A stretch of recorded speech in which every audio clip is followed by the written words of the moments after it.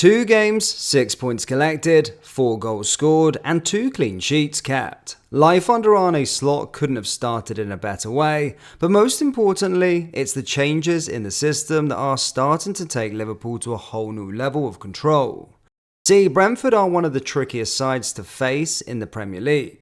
They can keep possession, hit you on the counter, and play in a low block to deny you access to dangerous areas. But after the second half against Ipswich, and with the Reds leading the charge in their first Anfield game of the season, spirits were high going into the game. So in case you missed out on the match, or if you want to learn exactly how Arne Slot and his men managed to get the 3 points, hit that like and subscribe button and let us jump straight into our game analysis. Never change a winning side. That's the philosophy of multiple managers who maintain their starting 11 after a win. Well, it appears that Arne Slot also appreciates this way of thinking, as the Reds saw one change in their lineup. And by the way, that change was Jarell Quansah, who left the field after 45 minutes against Ipswich, with the scoreline being 0-0, so that saying still stands correct. Alisson stood tall between the posts as expected, with both Konate and Virgil van Dijk forming the centre-back partnership. On both sides of the pitch, both Andy Robertson and Trent Alexander-Arnold maintained their positions as fullbacks.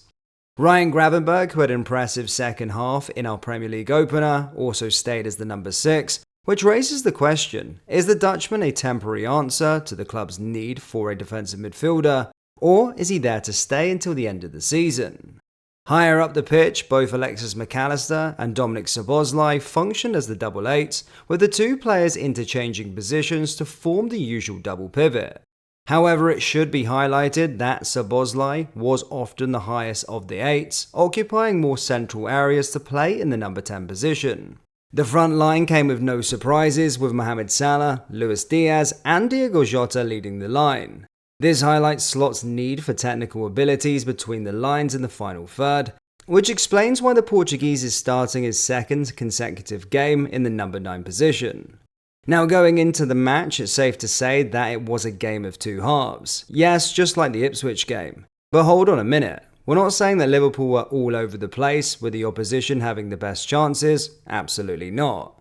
It was a matter of how Liverpool approached the game, shifting to different gears over the course of the 2 halves. So let us dive deeper to understand what exactly happened. This video is sponsored by Surfshark. In today's age, staying safe online is more challenging than ever. Hackers are constantly lurking, ready to exploit your personal information. But there is a solution: Surfshark.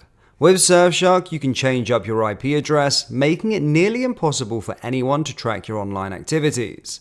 It's like putting on an invisibility cloak for your digital life. Your privacy is secure, your data is encrypted, and your online identity is protected.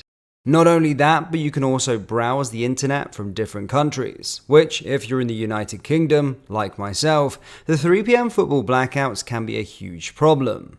Using Surfshark, simply set your location to somewhere outside of the UK, like Australia for example, and watch the 3 PM kickoffs via Optus, or you can head over to the US and watch it on NBC. Using our link, which is down in the description, you can get 4 months completely free by using our coupon code PANENKA at checkout. What are you waiting for? Try Surfshark today. Anyway, let's get back into today's video. As we mentioned earlier, both Mac Allister and Dominik Szoboszlai interchanged positions and dropped deep to support Ryan Gravenberch and form a double pivot system.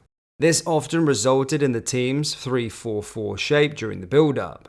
Even when the team got the ball back to Alisson to use him as a +1 in possession and try to bait the press during the deep build-up phase, both Maka and Szoboszlai stayed in close proximity to Gravenberch.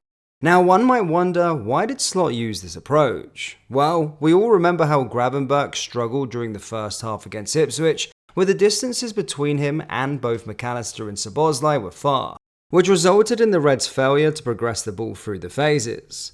During this game, however, Slot tried to omit the issues, but that's not all.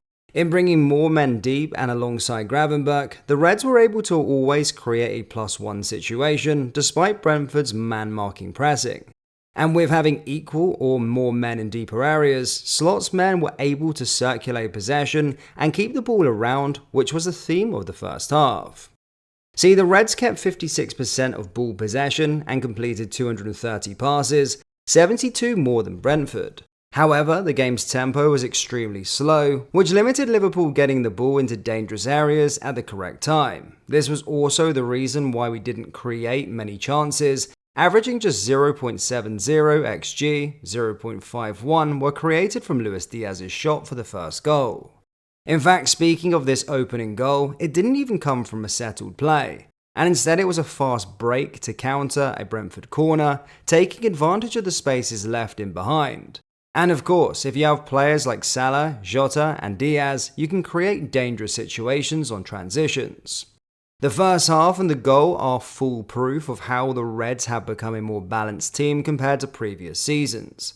Yes, the tempo was extremely slow, which made the game feel a bit boring, but it's also the reason why the Reds have not conceded the first big chance of the game, something we suffered a lot from last season. By taking our time during the build-up, circulating the ball around and waiting for the right window to launch a forward pass, we minimise the threat that can be created when the opposition side regains position, which was the case during this game as Brentford failed to create any significant opportunities. However, this didn't mean that we didn't manage to play through the phases at all. For example, here you can see us building up in a 3-1-6 shape, a very dangerous one if the opposition side manages to regain possession. However, Gravenberch here showcased his ability to play with his back to goal, acting as the link between the midfield and the attack. In this sequence, Van Dijk disguised his pass and played a risky ball to his countryman, who was surrounded by 3 Brentford players.